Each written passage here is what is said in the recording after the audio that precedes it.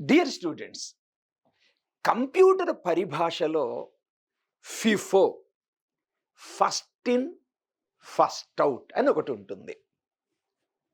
ఏంటి సార్ ఇలా స్టార్ట్ చేశావు? ఆది మానవుల నుంచి అసలు మొదటి ఇంజనీరింగ్ ఏంటి?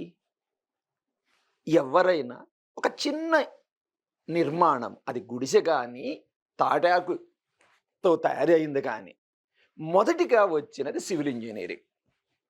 దీనికి ఎవ్వరు కూడా దీనిని కాదనలేరు. మరి రీసెంట్ మన తెలంగాణ వెబ్సైట్లో కానీ, ఏపీ వెబ్సైట్లో కానీ ఈ అడ్మిషన్ క్రైటీరియా చూసాం. చూస్తే సివిల్ ఇంజనీరింగ్ అనేది ఆల్మోస్ట్ లాస్ట్ చాయిస్ అయిపోయింది. అందుకే నేను అన్నాను, ఫస్ట్ ఇన్ సివిల్ ఇంజనీరింగు ఆది మానవుల నుంచి వచ్చిన ఇంజనీరింగ్, ఫస్ట్ అవుట్.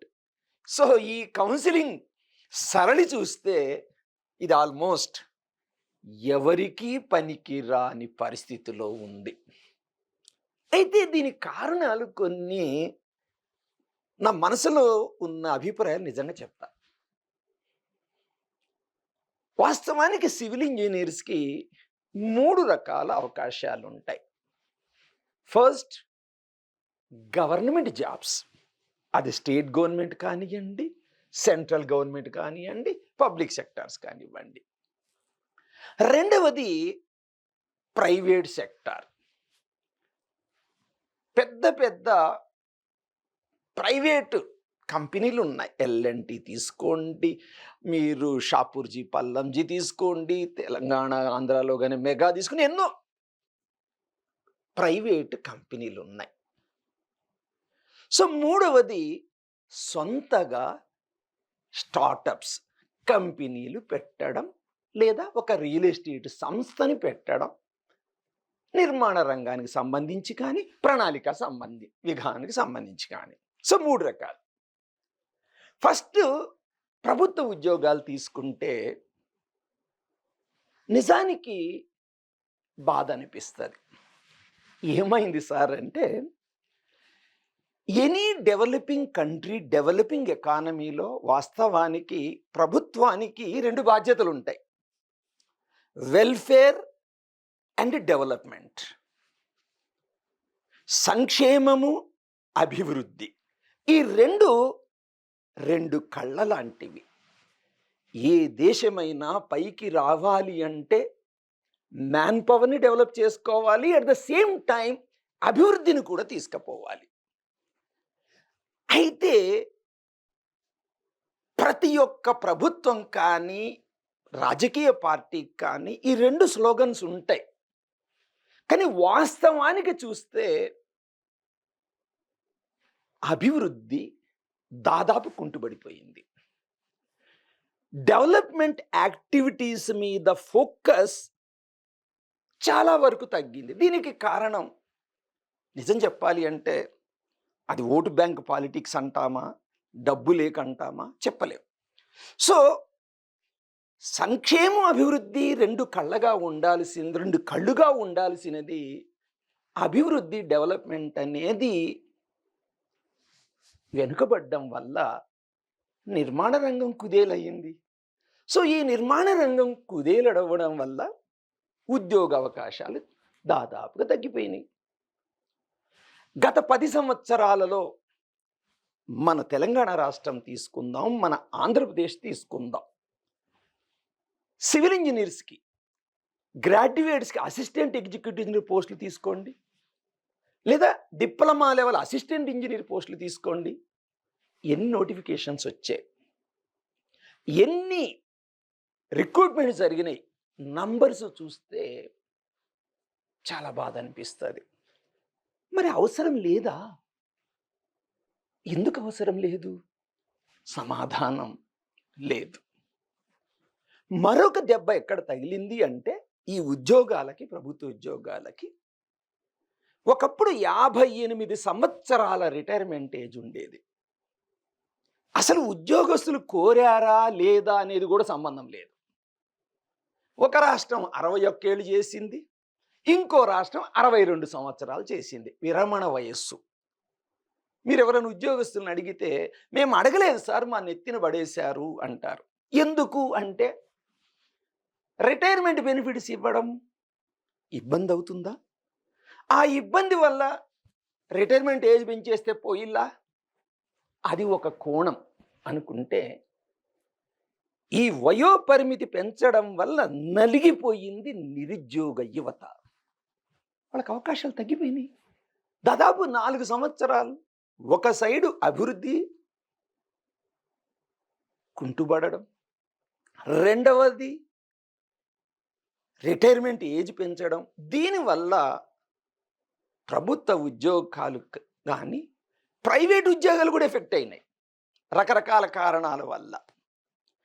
సరైన నిర్ణయం తీసుకోలేకపోవడం వల్ల కొంతమంది ప్రాజెక్టుకి అప్లై చేస్తారు.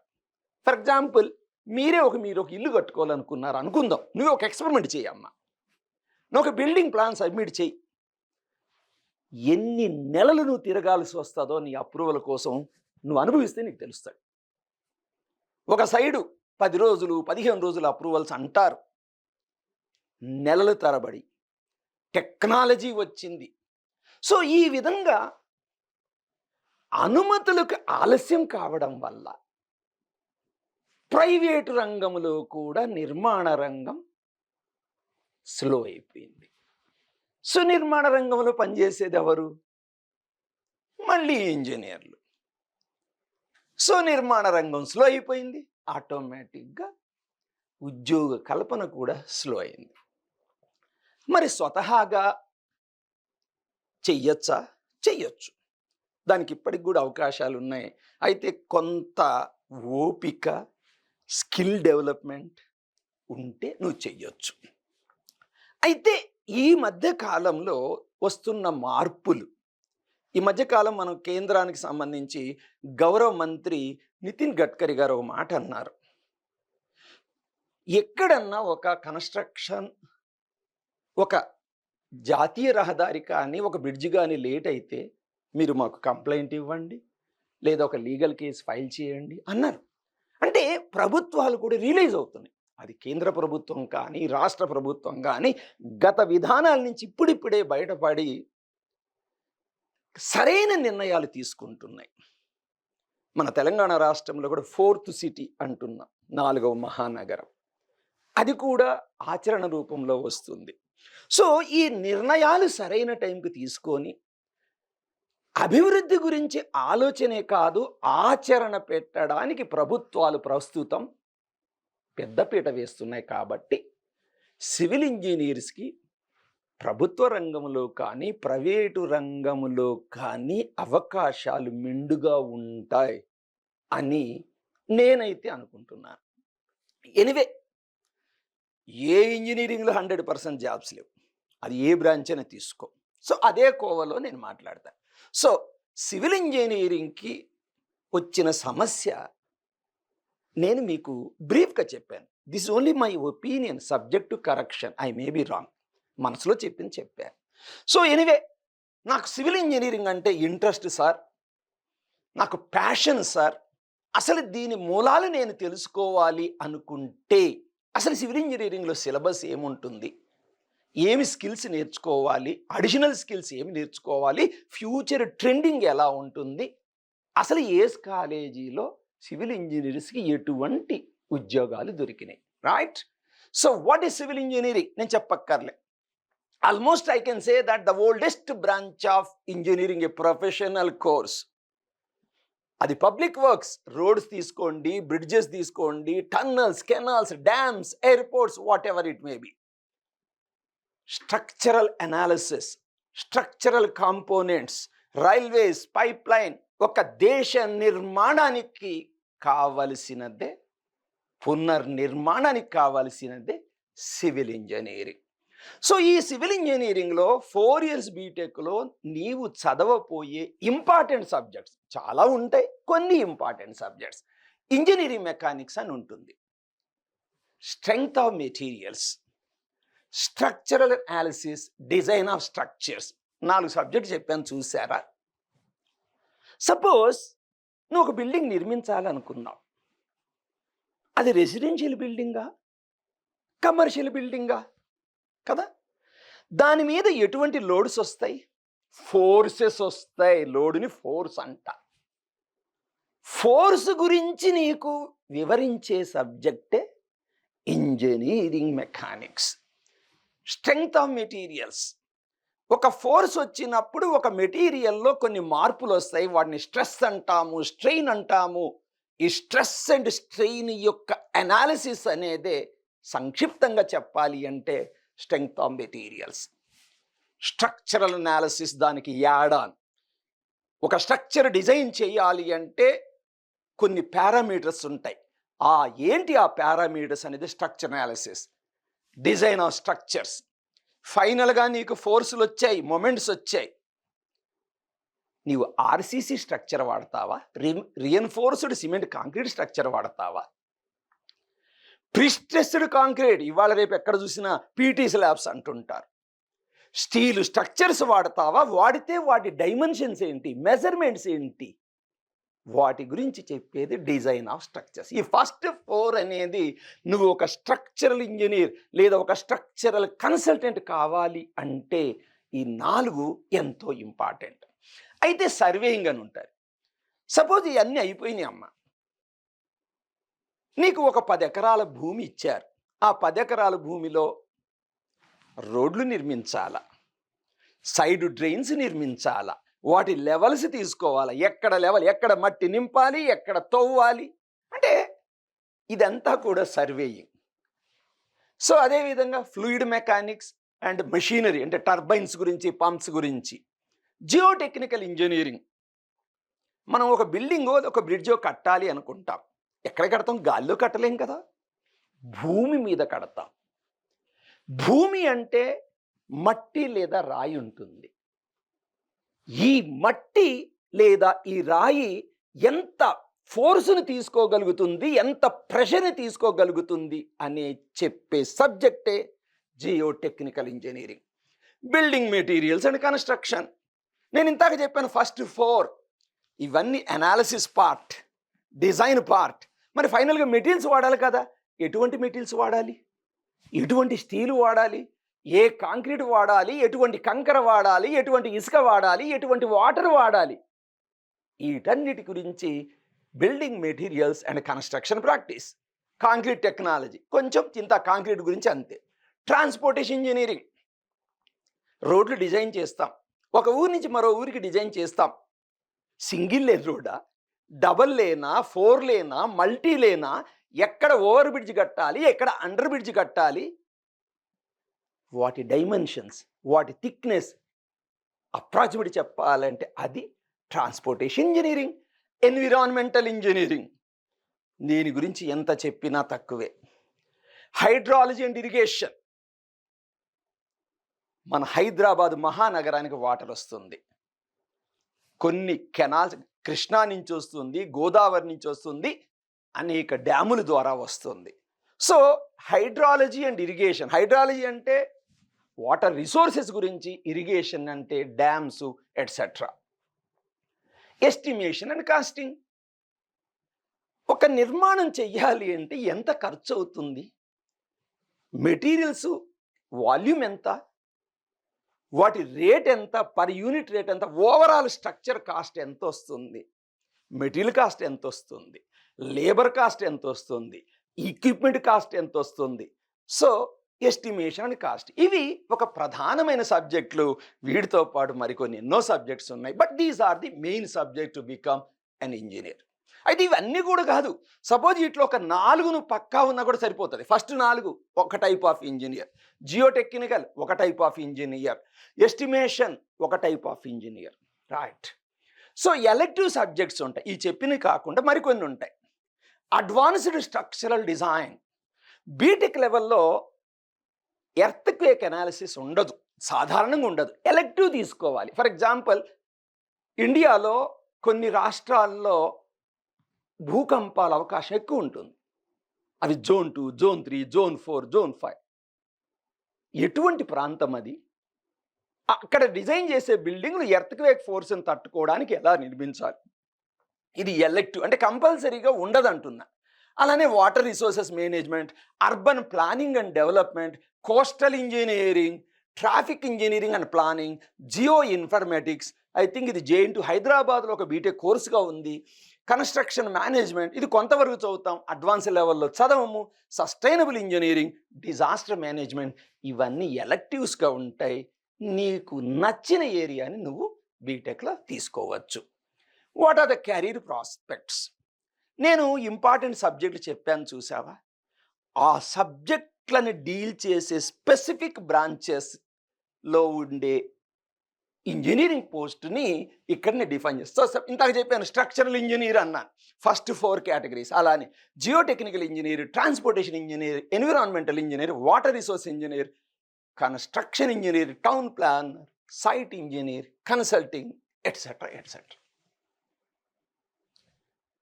Top hiring agencies, first government sector. So దయచేసి డిస్కరేజ్ అవ్వకండి, భవిష్యత్తు బాగుంటుంది. ప్రభుత్వాలు ఇప్పుడిప్పుడు నిర్ణయాత్మకంగా పనులు చేస్తున్నాయి. సో స్టేట్ గవర్నమెంట్ జాబ్స్, అది తెలంగాణ స్టేట్ సర్వీస్ కమిషన్ కానీ, ఏపీ పబ్లిక్ సర్వీస్ కమిషన్ కానీ, జెన్కోలో జాబ్స్ ఉంటాయి. Central government jobs, UPSC engineering service exam, SSC JE లాంటివి. పబ్లిక్ సెక్టార్స్, బిహెచ్ఎల్, ఎన్టీపీసీ, ఓఎన్జీసీలో GATE score, graduate aptitude test in engineering ద్వారా. Indian రైల్వేస్లో కూడా ఉంటాయి, ఆర్ఆర్బి, రైల్వే రిక్రూట్మెంట్ బోర్డులో. అర్బన్ డెవలప్మెంట్ అథారిటీస్, అప్పుడప్పుడు HMDA, GHMC, Visakhapatnam urban development authority, CRDA, ఇక్కడ కూడా జాబ్స్ ఉంటాయి. National highway authority, NHAI, infrastructure companies like L&T, Gammon etcetera, real estate construction firms and design and consulting firms, RV Associates లాంటి గొప్ప సంస్థలు కూడా civil ఇంజనీర్స్కి జాబ్స్ ఇస్తూ ఉంటాయి. Latest engineering trends, latest or emerging trends in civil engineering, sustainable construction practice, green materials and energy efficient systems,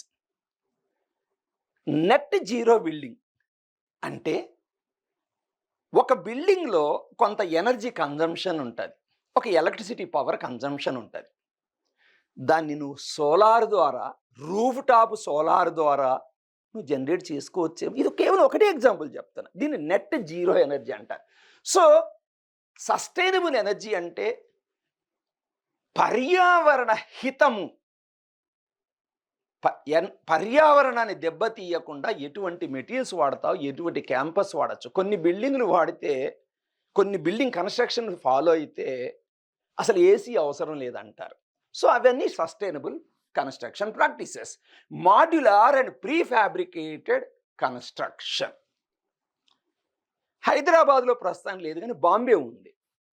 బాంబేలో కొన్ని ఏరియాస్లో నువ్వు స్లాబులు వేయాలి అంటే రెడీమిక్స్ కాంక్రీట్ అలో చేస్తారు. అంటే నేను సైట్లో కలుపుతా సార్ కాంక్రీటు మేస్త్రి ద్వారా అంటే అలో చేయరు. అసలు కొన్ని చోట్ల రెడీమిక్స్ కాంక్రీట్ కూడా అలో చేయరు. ప్రీ ఫ్యాబ్రికేటెడ్ అంటే ఒక బిల్డింగ్లో కాలమ్లు, బీములు, స్లాబులు ఇన్ని ఉంటాయి. వీటిని ఎక్కడో బయట తయారు చేసి సైట్కు తెచ్చి అసెంబుల్ చేస్తారు. సో దీనివల్ల నగరాల్లో ఉండే రెగ్యులర్ ట్రాఫిక్ ప్రాబ్లమ్స్ కానీ, ఎన్విరాన్మెంటల్ ప్రాబ్లమ్స్ కానీ ఉండవు. So modular and pre fabricated construction. మీరు హైదరాబాద్ మెట్రో కన్స్ట్రక్షన్ చూడండి. ఇవాళ రేపు భారతదేశంలో ఎన్నో చోట్ల కొన్ని బ్రిడ్జెస్ కడుతుంటారు. అక్కడ నువ్వు తెల్లారిలేసి చూసేలకే నీకు కాలమ్స్ మధ్య, పిల్లర్స్ మధ్య స్లాబ్ కమ్ బీమ్ వచ్చి ఉంటుంది. ఇవన్నీ ఎక్కడో కన్స్ట్రక్ట్ చేసి, ఫ్యాబ్రికేట్ చేసి తెచ్చి ఇక్కడ చేస్తారు. తర్వాత పీటీ అంటే పోస్ట్ టెన్షనింగ్ ద్వారా వాటిని స్ట్రెంగ్తన్ చేస్తారు. So this is gaining importance and this fabricated construction has become mandatory in certain areas where traffic problems are there and to avoid pollution at the site. Advanced surveying and geospatial technologies, tools like drones, LiDAR and GIS. గతంలో నేను ఒక 100 ఎకరాలు survey చేయాలనుకో, 100 ఎకరాలు survey చేయాలి అంటే ఎన్నో రోజులు పట్టేది. నేను బౌండరీస్ కొలుస్తా, కానీ ఈ 100 ఎకరాల ఏరియాలో లెవెల్స్ అంటే కాంటూర్స్ అంటారు. అంటే లెవెల్స్ ఎలా ఉన్నాయి, ఎక్కడ ఎత్తు ఉంది, ఎక్కడ పల్లం ఉంది, ఎక్కడ కొండలు ఉన్నాయి, ఎక్కడ లోయ ఉంది, ఇవన్నీ చెయ్యాలి అంటే గతంలో చాలా టైం పట్టేది. లైడార్. సో ఇది లైట్ రేస్ ద్వారా ఒక కాంతి కిరణం ద్వారా ఒక పల్స్ లాగా పంపించి డ్రోన్స్ను వాడతారు. ఒక కిరణం వెళుతుంది, అది రిఫ్లెక్ట్ అయ్యి మళ్ళీ సౌండ్ అనండి, లైట్ అనండి, కొంత టైం పడుతుంది. ఇది నేను డీటెయిల్గా చెప్తలేను. ఈ టైమును బట్టి లెవెల్ డిఫరెన్స్ చెప్తారు. సపోజ్ ఒక లోయలాగుంది, లోతు గుంటున్నది ఒక చోట, అది ఎక్కువ టైం తీసుకుంటుంది. ఒక ఎత్తైన ప్రదేశం ఉంటుంది, తక్కువ టైం తీసుకుంటుంది. సో ఈ సర్వే వల్ల దీన్ని ఏరియల్ ఇమేజ్ సర్వే అని కూడా అంటారు. దీనివల్ల క్వాలిటీ సర్వే ఫాస్టెస్ట్గా వస్తుంది. ఈ మధ్య నేనే మాకు సంబంధించిన ఒక పొలంలో ఈ సర్వే చేయించాను. అద్భుతమైన రిజల్టు 1 డేలో ఇంక్లూడింగ్ మ్యాప్స్ వచ్చినాయి. సో భవిష్యత్తులో మనం చూస్తూ ఉంటాం, లెవెలింగ్ స్టాఫ్ అని, థియోడలైట్ అని చేస్తూ ఉంటారు కాలేజెస్లో. స్లోగా ఎన్ని అవుట్డేటెడ్ అవుతాయి.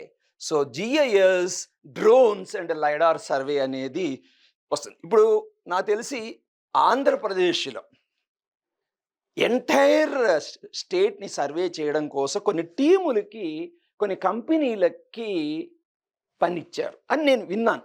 So they are going to use this survey.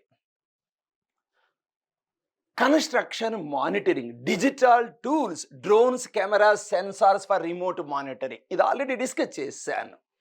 Smart infrastructure and digitalisation, integration of technologies like IoT, AI and BIM, generative design optimisation, automated quality control. నేను వీటన్నిటికి సంబంధించి ఒక సింపుల్ ఎగ్జాంపుల్ చెప్తా. ఎలక్షన్లకు ముందు, మన తెలంగాణ రాష్ట్రం ఎలక్షన్లకు ముందు కాళేశ్వరంలో ఒక పియర్ కుంగిపోయిందనో, కాళేశ్వరం ప్రాజెక్టు ఫెయిల్ అయ్యిందనో జరిగినాయి. అది వాస్తవం. అది ఎంతవరకు రీజన్స్ మనకు తెలియదు. ఈ IoT సెన్సార్స్ అంటే సివిల్ ఇంజనీరింగ్లో కూడా AI, ఇంటర్నెట్ ఆఫ్ థింగ్స్ ఎలా రోల్ ప్లే చేయబోతుందో చూడండి.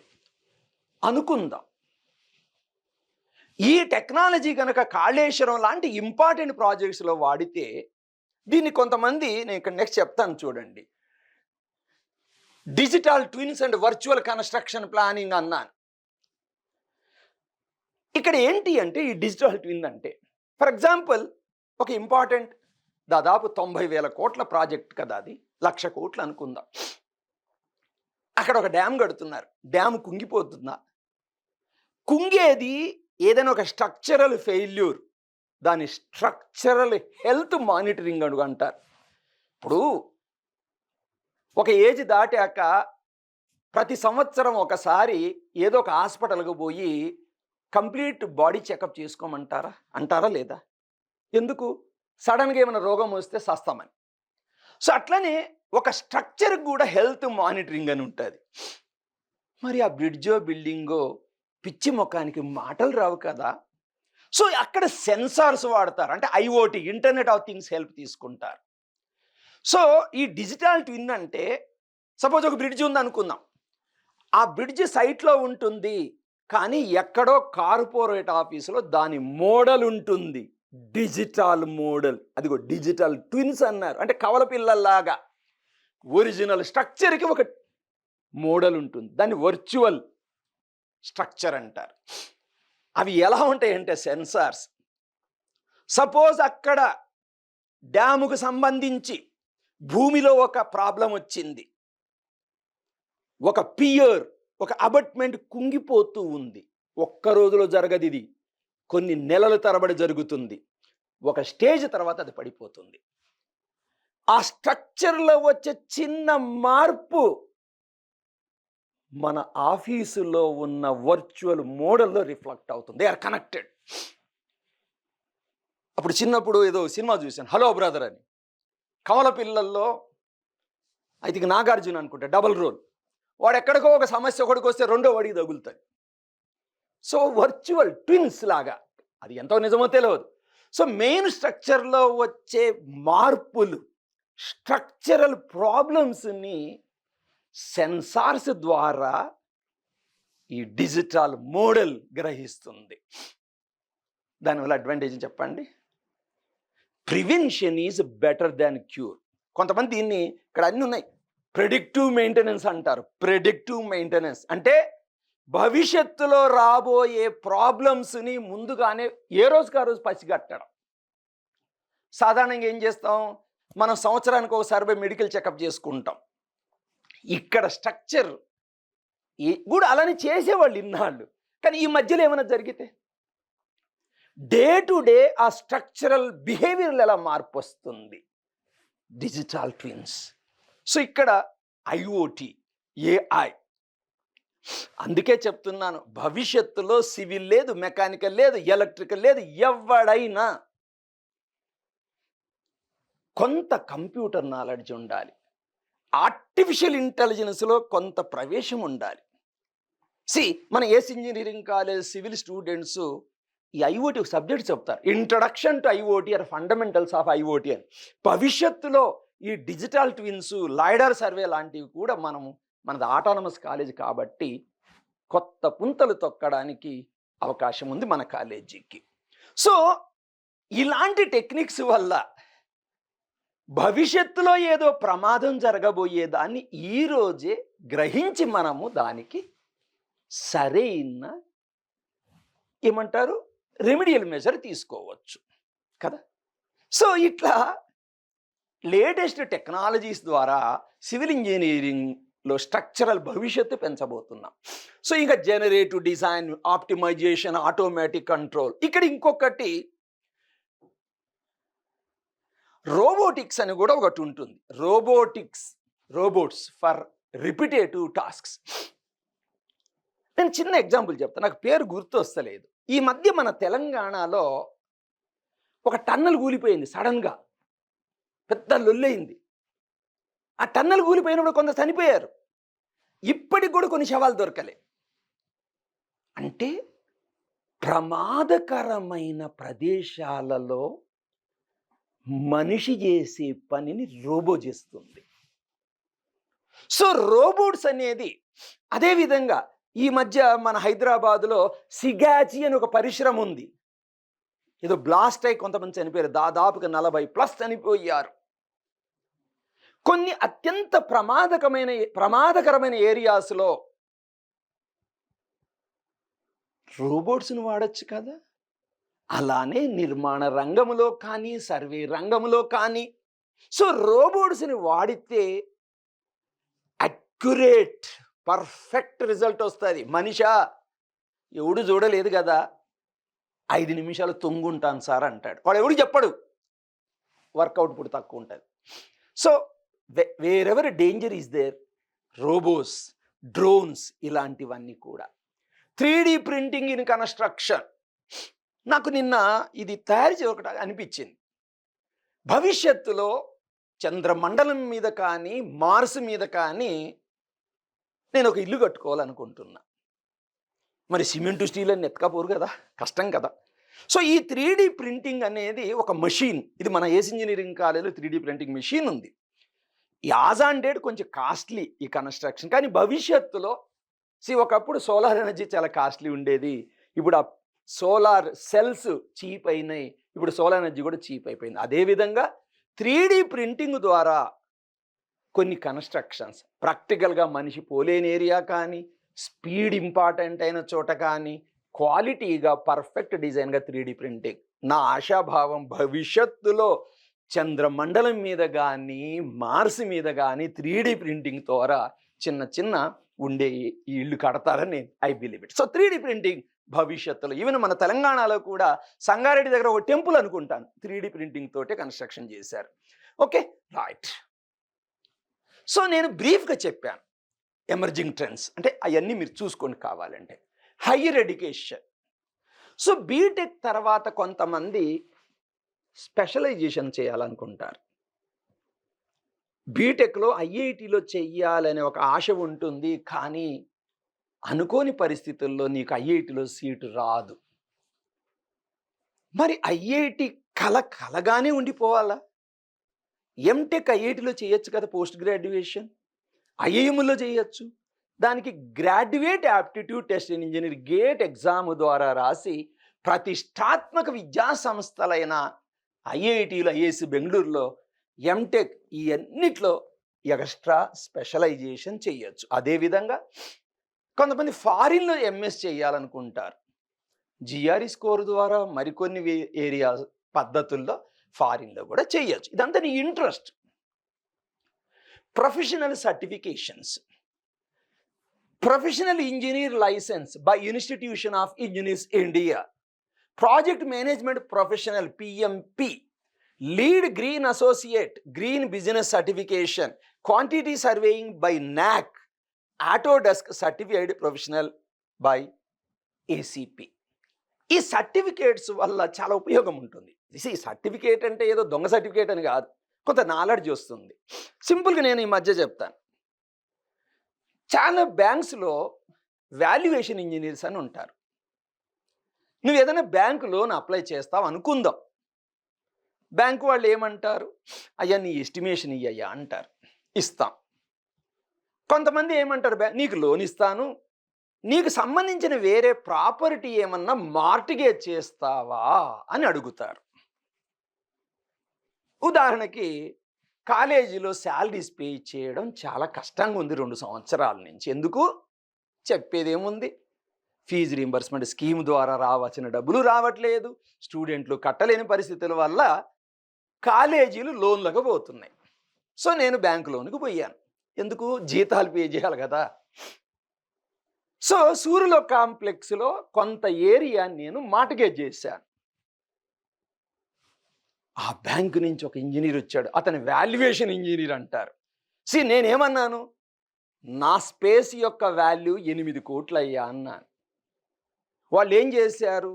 అన్ని లెక్కలు వేశారు, ఇక్కడున్న ల్యాండ్ వాల్యూ రేట్ వేశారు, కన్స్ట్రక్షన్ వేశారు, ఇది పాత బిల్డింగ్ అన్నారు. చివరికి 8 కోట్ల పై చీలుకు ఉన్న విలువున్న నా స్పేస్కి వాళ్ళు కేవలం 3 కోట్లు మాత్రమే లోన్ ఇచ్చారు. ఎవరి వల్ల? Valuation engineer. అసలు ఎవరి valuation engineer? BTech civil engineers, లేదా కొన్ని చోట్ల ఆర్కిటెక్చర్ చేసిన వాళ్ళు కొన్ని సర్టిఫికేట్స్ ద్వారా అప్పుడప్పుడు బ్యాంకు వాళ్ళు వాల్యుయేషన్ ఇంజనీర్స్ని కాల్ఫర్ చేస్తారు. ఈ సర్టిఫికేట్లు ఉపయోగపడతాయి. అలానే జిహెచ్ఎంసిలో కూడా, హెచ్ఎండిలో కూడా నేను ఒక బిల్డింగ్ కట్టాలి ఏంటి? ప్లాన్స్ తయారు చేయాలన్నా? ఓకే, ఆర్కిటెక్ట్ ప్లాన్ చేస్తాడు. మరి కాలం సైజ్ ఎంత, బీమ్ సైజ్ ఎంత, స్టీల్ ఎంత వాడాలి, ఏ గ్రేడ్ ఆఫ్ కాంక్రీట్ వాడాలి? స్ట్రక్చరల్ ఇంజనీర్ లైసెన్స్ అనేది చాలా ముఖ్యం. అర్థమైందా? అదేవిధంగా బీటెక్ చదివిన వాడు కొన్ని కాంట్రాక్ట్స్ చెయ్యాలి. కొన్ని కాంట్రాక్ట్స్ ఉంటాయి, క్లాస్ 1, క్లాస్ 2, క్లాస్ 3, ఈ రకరకాలు ఉంటాయి రా నాయన. సో బీటెక్ తర్వాత ఎన్ని సంవత్సరాల అనుభవం ఉంది, కొన్ని సర్టిఫికేట్ల వల్ల కూడా నీకు ఎటువంటి కాంట్రాక్ట్గా అర్హత వస్తుందని తెలుస్తుంది. అంటే ఈ సర్టిఫికేట్ల గురించి చాలామందికి తెలియదు.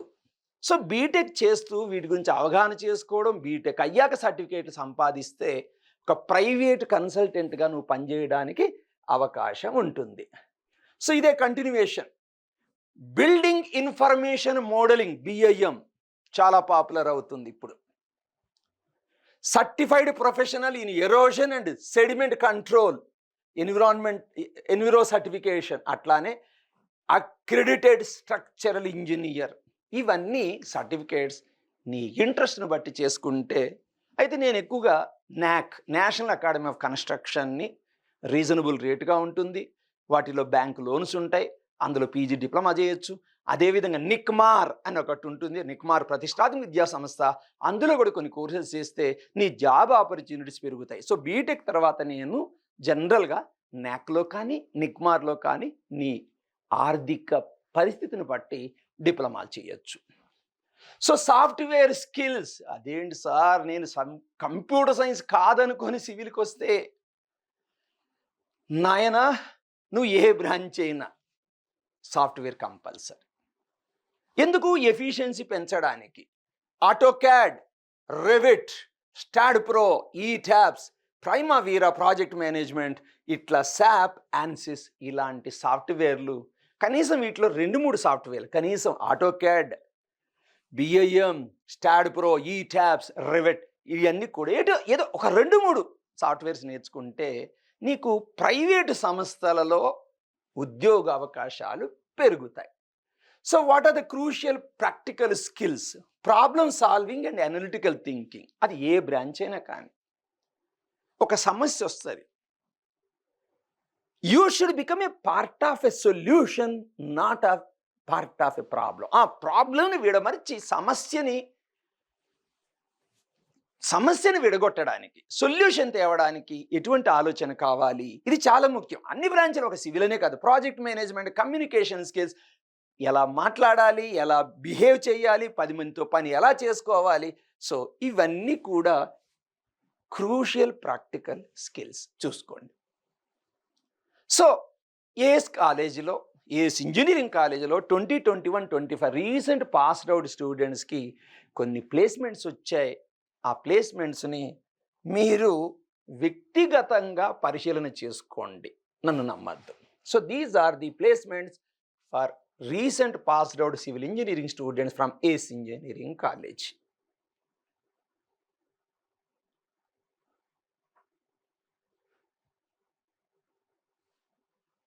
All the best. Dear student, last గా చెప్తున్నాను, నీకు సివిల్ ఇంజనీరింగ్ మీద మక్కువ ఉంటే, ఇంట్రెస్ట్ ఉంటే, ప్యాషన్ ఉంటే దయచేసి నీ ఇష్టాన్ని చంపుకోకు. సివిల్ ఇంజనీరింగ్ని ఇష్టంతో చెయ్యి, నీకు బంగారు భవిష్యత్తు ఉంటుంది. కేవలం ఏసీ రూమ్లోనే కూర్చోవడం కాదు, బయట ప్రపంచాన్ని చూడొచ్చు, ఇంత అందమైన ప్రకృతిని ఆస్వాదించవచ్చు. అయితే కొందరు అంటారు సివిల్ ఇంజనీర్స్ నిలబడాలట కదా అని. ఎస్, తప్పదు. సో ఎంతసేపు నేను ఏసీ చెట్టు కింద కూర్చుంటా అంటే కుదరదు. సో నీకు ఇంట్రెస్ట్ ఉంటే దయచేసి సివిల్ ఇంజనీరింగ్ చదువు. నేను చెప్పినట్టు బీటెక్ ఫస్ట్ ఇయర్ నుంచి కొంత పద్ధతిలో వెళ్ళు, బంగారు భవిష్యత్తు ఉంటుంది. బిలీవ్ మీ, మీకు ఒక సీక్రెట్ చెప్తా, కొందరికి తెలుసు, నేను సివిల్ ఇంజనీర్ని. Okay, once again thank you, all the best, God bless you.